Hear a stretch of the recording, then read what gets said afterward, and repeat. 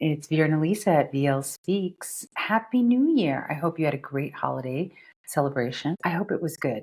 So here we are in the new year, and we are going to kick this year off very quickly. This is another opportunity for us to do better, right? Get a little wiser, get healthier, process experiences, gain some knowledge, apply that knowledge, and before you know it, you're becoming wiser. And you're making better choices in life.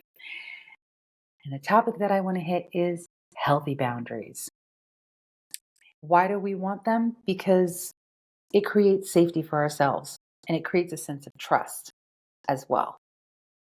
When you are interacting with people, you respect their boundaries, they respect yours. There's a mutual appreciation. Things go a lot farther. Wouldn't it be nice if we all learned this sooner? So the concept of boundaries, really that word, became a buzzword in the 1980s. And as a Gen Xer, I can tell you that there were not a lot of boundaries back then. And I do notice that people that are controlling, egotistical, and pushy do not like it when you hold them accountable. Righty. And I think it would be great if we learned about healthy boundaries early on in life.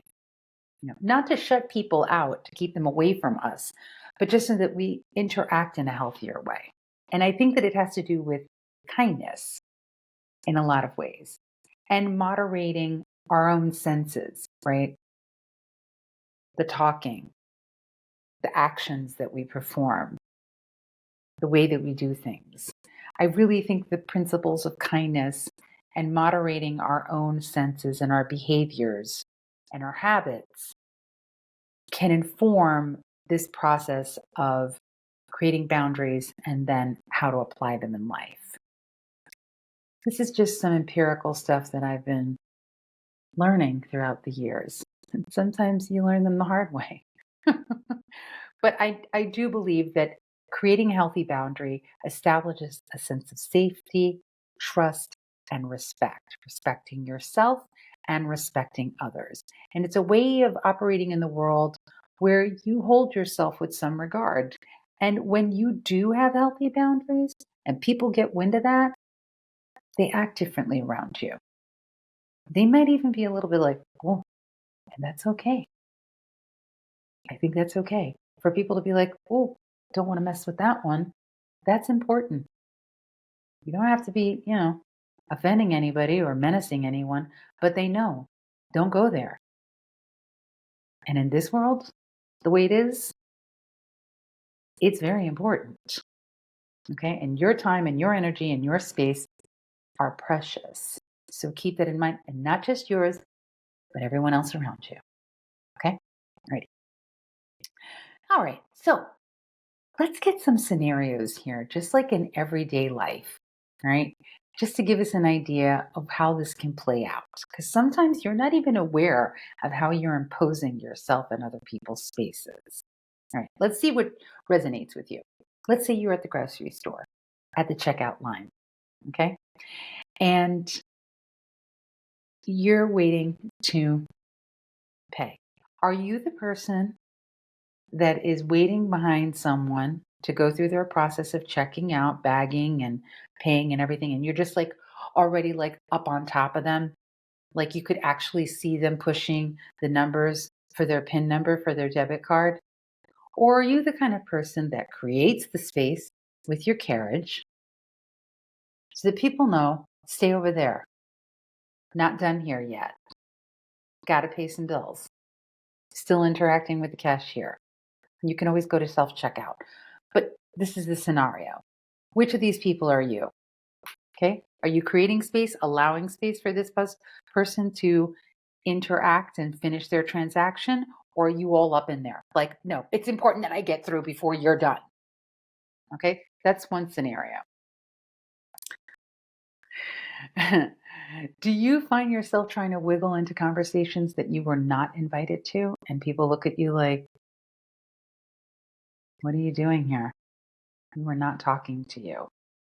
It's happened sometimes. Sometimes you interrupt people and you don't, it happens. It happens. But who are you in the scenario and how do you react? Are you the kind of person that continually asks someone a question, even though they have already told you in so many ways that they're not going to answer that question? Hmm. Have you? I'm sure you've all been guilty of that to some degree, unless you really don't care about other people at all. Um, do you allow people to bulldoze you into doing things that you don't really want to do? And then after you do it and you didn't want to do it, you're angry with them because you did it instead of having the conversation and saying, I don't want to do this. Thank you. No, thank you. That would be better, right? Than getting upset about it later. It would certainly be better for you. And it would also let this person know, stop being pushy. Okay, another scenario. Let's say you live in an apartment setting, but this could also be a neighbor, next to you if you have a house, and they're loud. These people are loud and they like to tie one on every now and then. However, they know that you can hear everything, especially at night because it's super quiet. They come home and they crank up the music, and you go down to talk to them and say, hey, guess what? You woke me up. And this person turns around, not even turns, just kind of laughs in your face and closes the door, disregarding you, your other neighbors, and the fact that you were sleeping. Has that ever happened to you? And the people just continue to do it. I mean, eventually you have to move. But if you have a house, that's a different story. So I will say that I have experienced some of these things and I've heard stories about other people. The shopping cart thing is definitely something that I am the person that creates space. Get off of me. Um, get out of my business. So, but all of these scenarios are worth kind of thinking about. Like, how are you in social situations? What are you doing in very intimate interpersonal relationships? And dare I say, even with a person that you're in an intimate relationship with, not just family, your friends, people that you work with. How do you interact? And what does it look like? Are you even aware of the fact that you may not have really like firm boundaries, but you feel drained a lot? Because that happens. When you don't have healthy boundaries, there are energy vampires out there. It's a horrible way to describe them, but it's true. And when you are not creating a safe space for yourself and regulating and moderating your senses and staying in tune with these kinds of things, all kinds of things come at you. And you're not even aware of the fact that they're happening. And you don't know why you feel exhausted. And that could be one of the contributing factors, along with what's your diet like? Are you getting good rest? And how much stress do you have in your life? And how are you managing it? This is why boundaries are important because there are so many different things that are coming at us all the time, especially in the world that we live in now.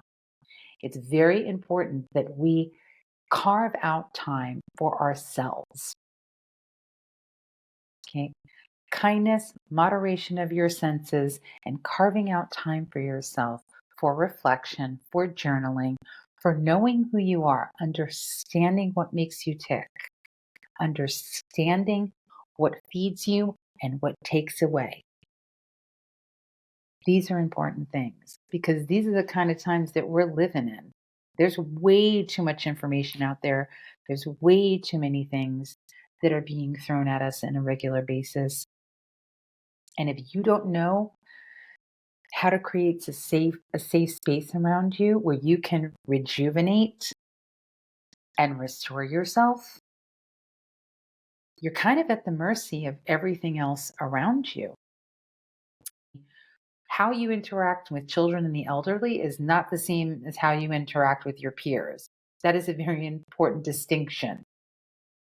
They're a different population. So keep that in mind. I've seen people get very rough with people, with children and with the elderly. Okay, so depending on the age of the child, there are certain things that they don't comprehend at certain years of development. And I've definitely seen and heard people being very brusque and rude and offensive and like aggressive with elderly people. And those are two populations that I cannot abide people being acting poorly with them. I have zero tolerance in animals, zero. But it's an important thing to assess in yourself.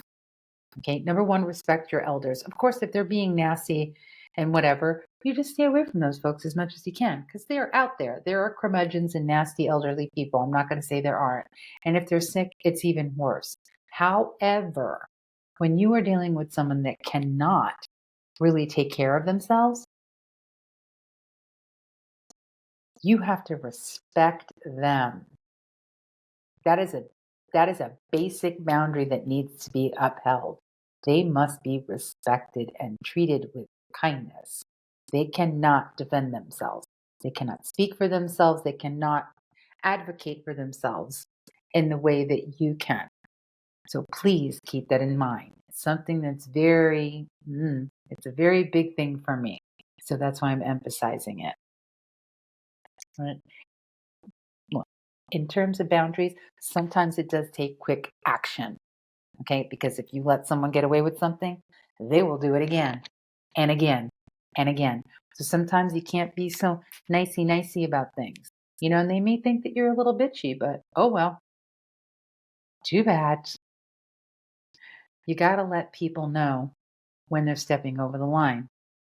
How people perceive you for maintaining a healthy boundary for yourself is not entirely your business. What people are thinking about you, especially people that are not necessarily important to you in your life, what they think about you is none of your business. And that's a healthy boundary too. So I would say, I think I've given you a lot of information here. Take some time when you have your personal time, because I'm constantly advocating for this, is you to take some time for yourself. Find time to carve it out in your life. Create that boundary. This is your personal time. Gotta be. Otherwise, you're not going to be so happy dealing with other people throughout the day, and they should know that. When you carve out that time, assess. Assess the relationships that you have with people in your intimate circle, and then branch it out and see what works. This is a subject that I had to really start to apply, and I have to say that COVID helped a great deal with it because it was very plain to see there were some people that were in the camp of really caring about others and what was going on in the world and how all of us were affected by it. And then there were other people that are just like, I only care about what's going on for me and I don't care about anybody else. And I think that's a very important thing to notice on how people apply boundaries in their lives and how kind they are with themselves and with others. So take time to assess that. I think it's a good way for you to also gauge what it is that you want to work on in your life. You know, but the parameters that we create for ourselves, those boundaries on how we want to interact and how we want to be treated and how we want to treat others is a basic fundamental building block as a person and also in a community and in a society. So I gave you some things to think about. I hope that you found it helpful. I want you to be healthy and I want you to want to be, or at least healthier, because we can all do better. So please be sure to leave a comment, share, be respectful. I say that is at the end of every episode. If it's not, I'm going to delete it. So just keep that in mind. That's a boundary that this mama is going to keep. Alrighty. Thank you for stopping in. I look forward to seeing you again. And there's going to be some fun stuff coming down the pike with EL Speaks. because I'm going to start bringing people to have conversations. So I'm not just speaking with you, we'll be speaking with you. Won't that be nice? Alrighty. Take good care and stay warm out there.